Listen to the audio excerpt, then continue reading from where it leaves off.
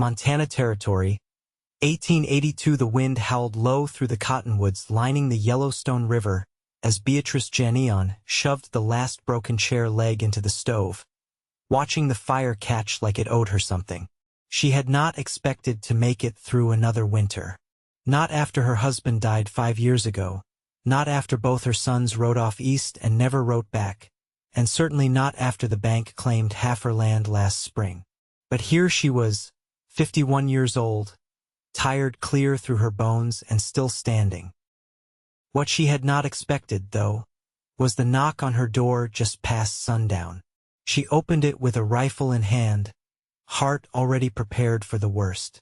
Instead, standing there in the snow, was a tall cowboy with a stitched-up coat, a crooked hat, and a boy no older than 8 sleeping in his arms.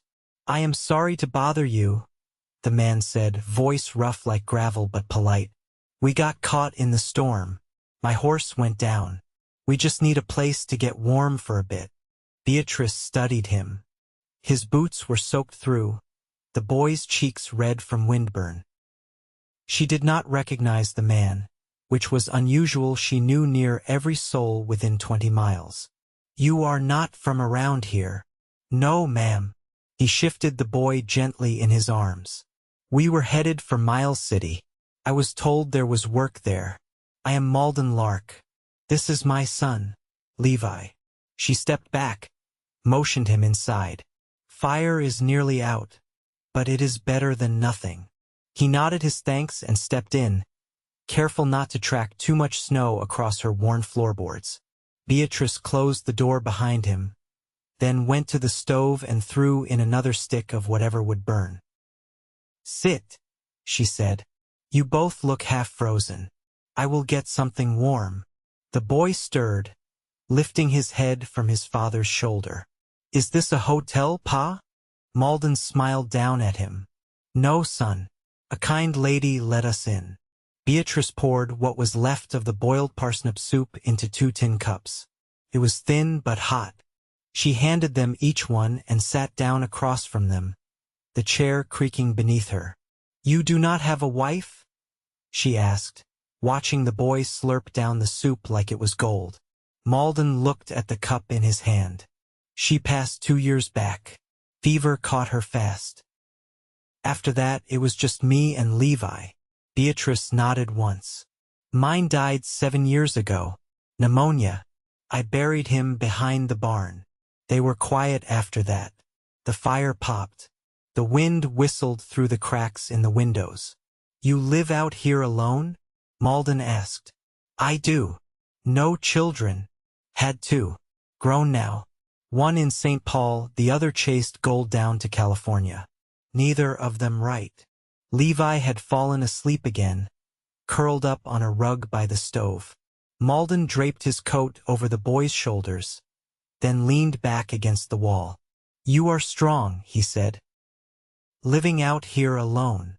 Beatrice gave a dry laugh. "I am old and stubborn. That is not the same as strong." He looked at her then, really looked at her. The firelight softened the lines in her face, touched the silver in her hair. "I do not think you are old," he said. She raised an eyebrow.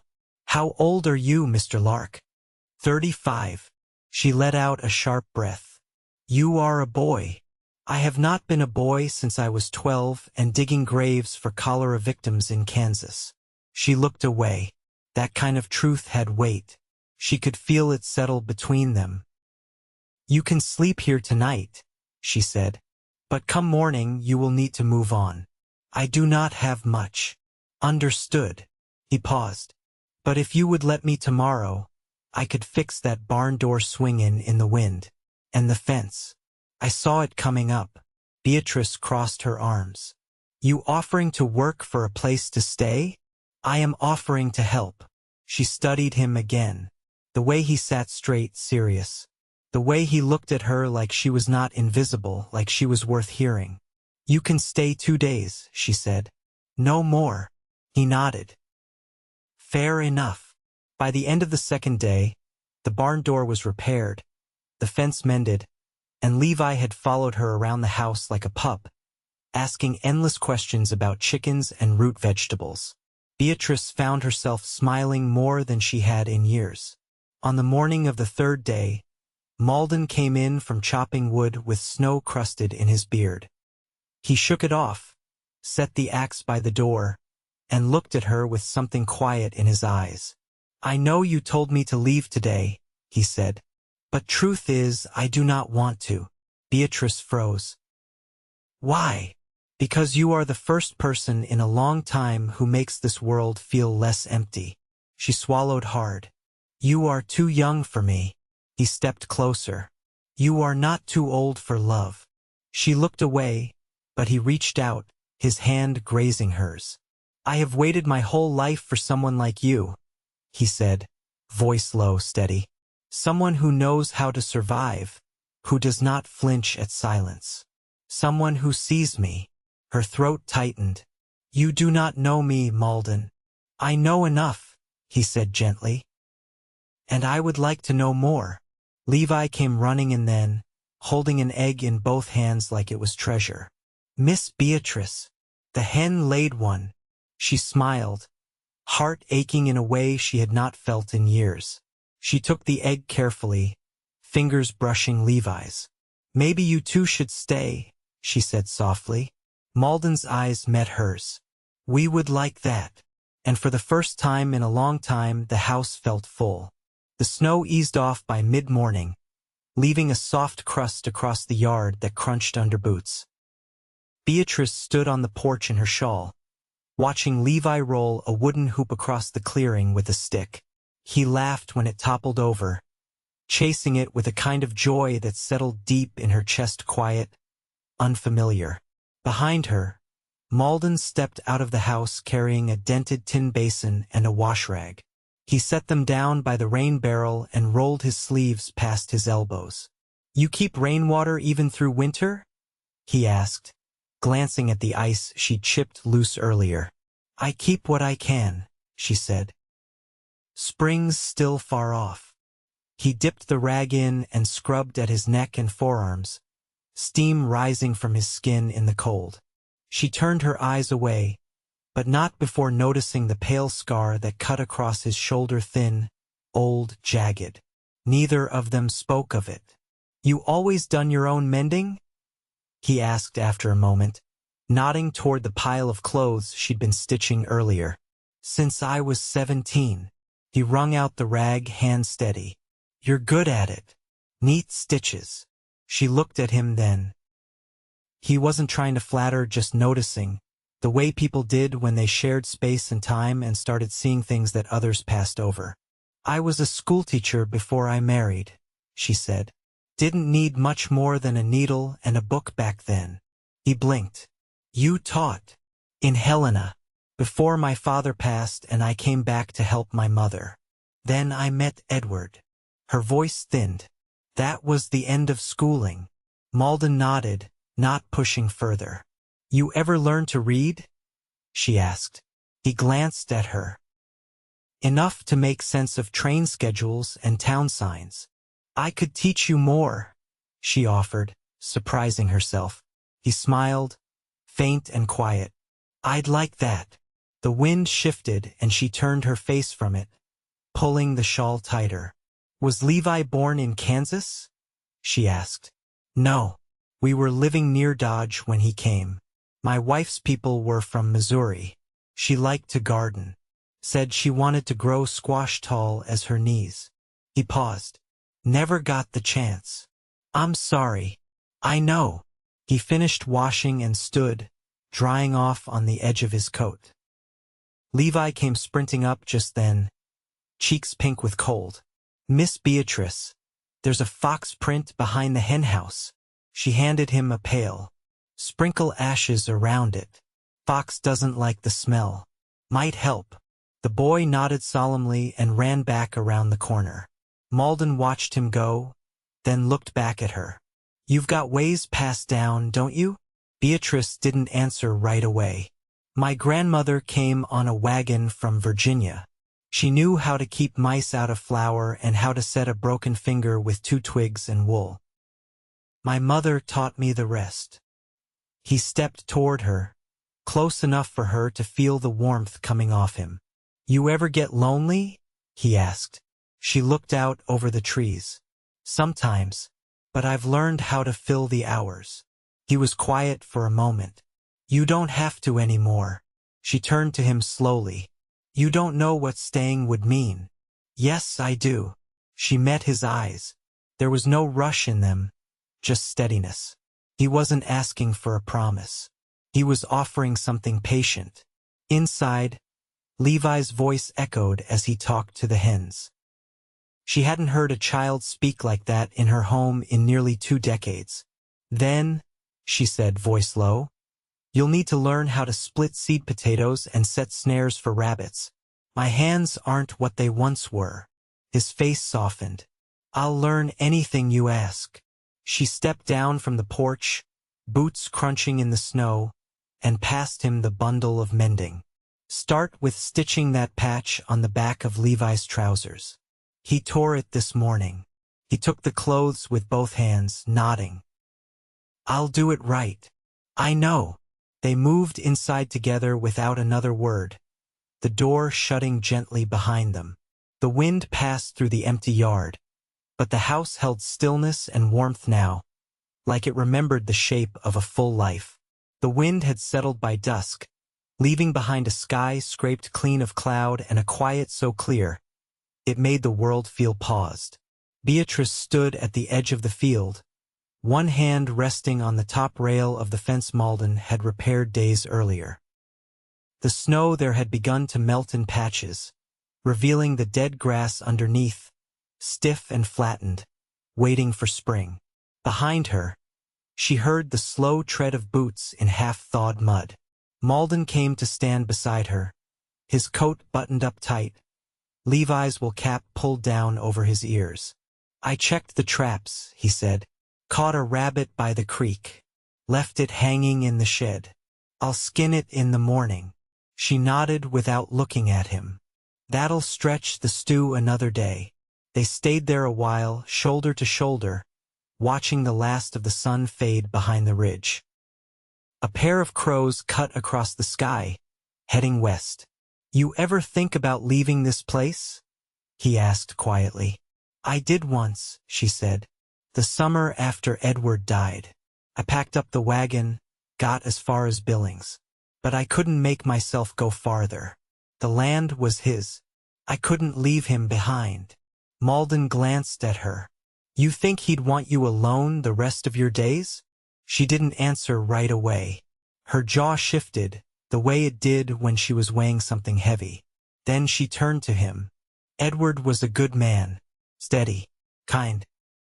But we were different people in the end than we were at the start.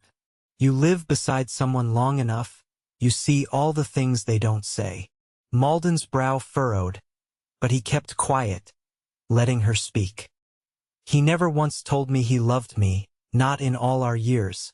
Not cruel about it, just didn't think it needed saying. I told myself that was enough, that I didn't need more than what he gave." She looked out across the hills, her eyes sharp and dry. "But I did. I still do." Malden stepped closer, close enough that his coat brushed hers. "You'll never have to wonder with me," he said. "Not a single day." Beatrice's throat tightened, but she didn't pull away. "I don't know how to begin again," she whispered. "You already have." The door creaked open behind them, and Levi's voice called out, muffled. "Pa, I can't find the boot brush." Malden turned his head. "It's by the hearth, left side." The boy shut the door again with a clatter, and silence returned to the field. "He's taken to you," Beatrice said. "Hardly leaves your side. He needs steadiness.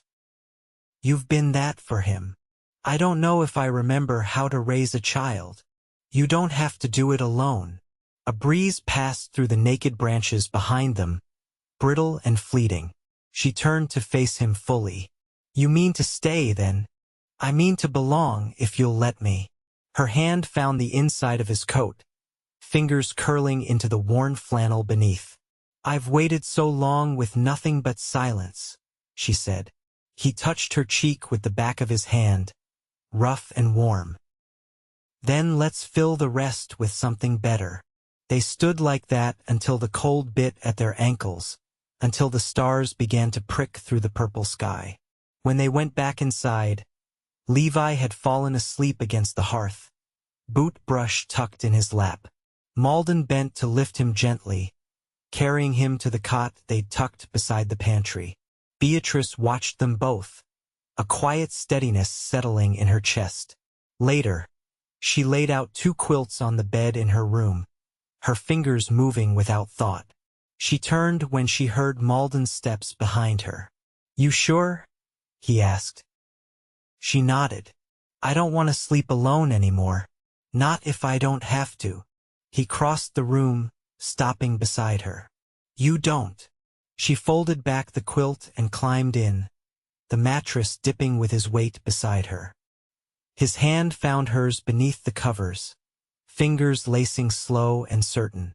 Outside, the wind didn't rise again, and in the warmth of the room, the quiet wasn't empty, it was full.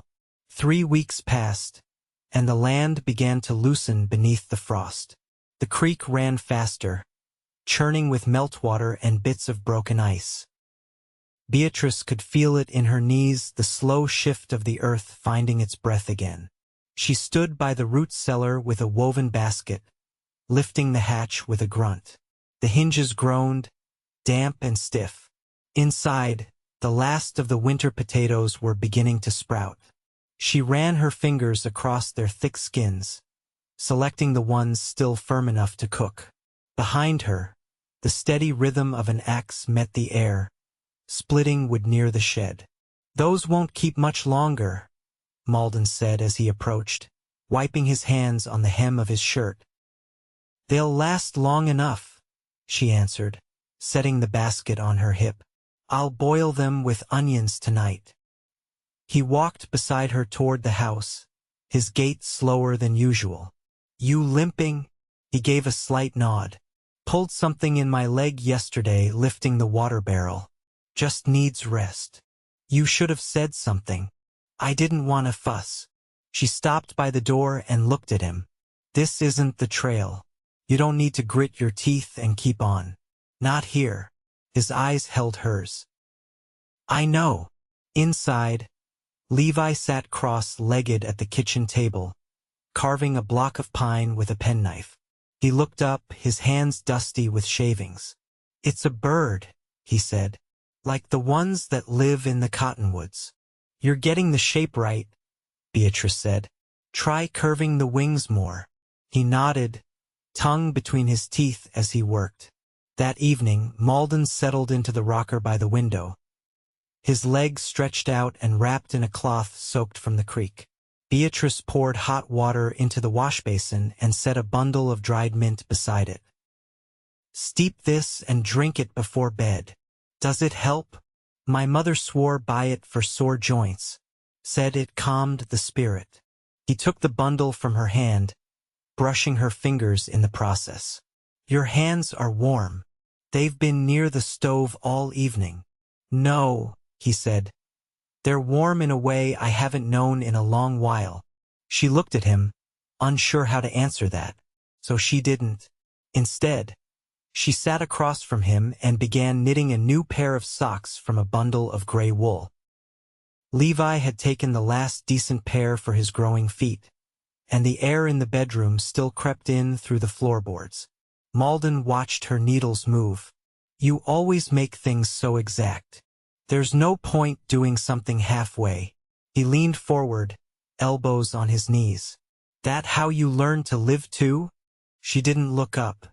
"I learned to live by watching everything I had fall apart and still waking the next morning." The room was quiet for a beat. "I used to think if I just kept moving, I wouldn't feel the cracks," he said. "But they follow you." "They do." Being here, he hesitated. "It's the first time I've stopped long enough to notice how tired I am." She set her knitting down, the yarn pooling in her lap. "I see it in your shoulders," she said. "You carry yourself like someone still waiting for the next blow." He exhaled through his nose. It's how I was raised. My father once told me a man who lets go of the plow is a man who leaves his family hungry. She folded her hands in her lap. You're not leaving anyone hungry here. He looked at her, something unspoken tightening in his jaw. I've never known what it is to be tended to, he said. Not like this.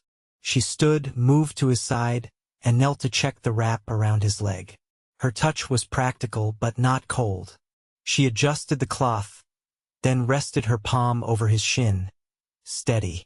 You don't have to earn your place here, she said. It's already yours. Outside, the wind stirred through the bare branches. Levi had fallen asleep in his chair, the half-carved bird resting in his lap. Malden reached out, his hand covering hers. I want to build something with you, he said. Not just survive beside you. Make a life. One that grows. She looked up at him, the firelight soft against his face. Then we'll sow it slow, she said. Nothing rushed. Nothing borrowed. His thumb brushed hers. I've waited for something real. I'll wait as long as it takes. She rose and helped him to his feet, guiding him to the bedroom with care. They moved together without ceremony, like two people who had already decided to share the rest of their days. In the stillness that followed, no promises were spoken aloud. They didn't need to be. Everything they needed to say was already unfolding in the way they moved through the house together, in the quiet understanding that this whatever it was, whatever it would become was theirs. The thaw came slow, drip by drip from the eaves, loosening the grip winter had held so tight for so long. Beatrice stepped out into the clearing with a bucket in one hand and a length of twine in the other, her feet sinking just slightly into the damp soil. The snow had retreated from the south side of the house, revealing patches of flattened grass and the first stubborn green tips of wild onions curling up from the dirt. Malden was in the shed, hammering something she hadn't asked him to build. The boy was perched atop a stump nearby, whittling a wheel for what he claimed would be a cart when finished. Beatrice watched them both a moment before setting the bucket down beside the chicken coop. One hen had taken to laying eggs behind the woodpile, and she didn't fancy crawling after them again. Malden emerged with a narrow box in his hands, the wood freshly sanded and the corners joined clean. He held it out to her with the quiet pride of someone who didn't often offer gifts. For your seeds, he said. Better than keeping them in jars beside the stove. Beatrice took it, running her fingers along the grain. You made this from the broken ladder, didn't you? It wasn't good for climbing anymore. It is now. He looked at her, and for a long moment, neither of them spoke. Then she set the box beneath the porch, tucked safely where the sun wouldn't warp it. That night, after the stew had been eaten and Levi had gone to bed with his carved cart beside him, Beatrice sat at the table with a ledger open. It held Edward's old handwriting mixed with her own, years of planting and harvest scribbled in the margins. She dipped the nib of her pen into the inkwell, hesitated, and then wrote a new entry at the bottom of the page. Spring, 1883. Malden dug new beds south of the barn. Levi helped. Soil turned dark, promising. Malden came to stand behind her, reading over her shoulder. I didn't know you kept a record. I always have. Helps me remember what grew and what didn't. He touched the back of her neck, his hand large and warm, thumb brushing just beneath her hairline. You plan to write about me every season? If you stay every season. I will. She turned her chair toward him, her knees brushing his legs. I thought I'd forgotten how to want someone. Not need, not miss. Want. His breath caught. I think I've been waiting for someone to say that to me my whole life. She reached for his hand and laid it over her heart. You're part of this place now. You and Levi both. I want that to be understood. It is. The next morning, they hitched the mule and went into town together. Levi rode in the back of the wagon, blanket over his legs and a tin lunch pail in his lap. Beatrice wore her brown shawl with the repaired fringe, and Malden shaved clean for the first time since autumn, revealing a mouth that curved easier now. At the mercantile, Malden traded pelts for flour and kerosene. Beatrice picked out a bolt of calico dotted with faded blue flowers. At the post office, the clerk handed her a letter addressed in unfamiliar script. She stared at it a long while before slipping it into her pocket unopened. Outside, Malden caught her expression. Bad news. Not sure yet, but it won't change anything here. They stopped at the blacksmith before heading home. The man had finished the iron hinges Malden had ordered for the garden gate. Beatrice hadn't asked for a gate, but she wasn't surprised either. That evening, she finally opened the letter by lamplight. It was from her eldest son. He'd married a woman in Minnesota, had 2 daughters, and worked at a printing press. He hoped she was well. There was no return address. She folded the paper and tucked it into the ledger without a word. Malden didn't ask. He only pulled her hand into his lap, held it there while the fire crackled low.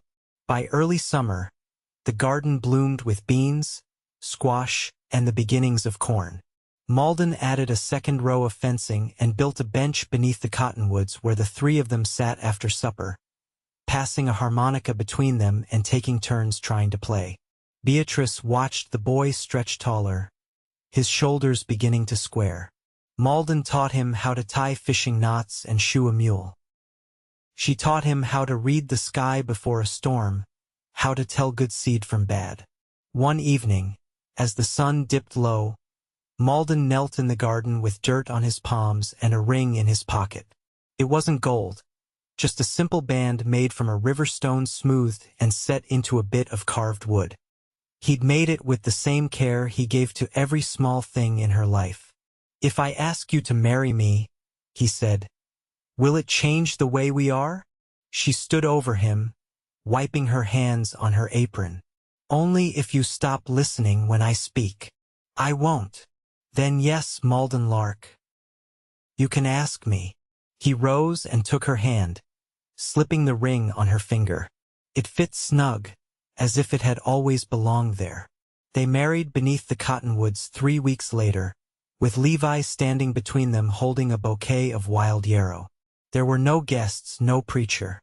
Just promises spoken aloud and sealed with earth under their nails and laughter on the wind. That night, Beatrice lit a single lantern and set it in the window, not to guide anyone home, but to mark the house as full. Years passed. Levi built a house of his own on the North Ridge when he was grown, marrying a local girl with a strong chin and a louder laugh. They brought their children down the hill every Sunday, running barefoot across the yard and shouting for biscuits. Malden's hair turned silver at the edges, and Beatrice's hands stiffened some, but they still walked the length of the field every evening, fingers brushing, quiet as dusk. The gate Malden built never rusted, and the seed box stayed full.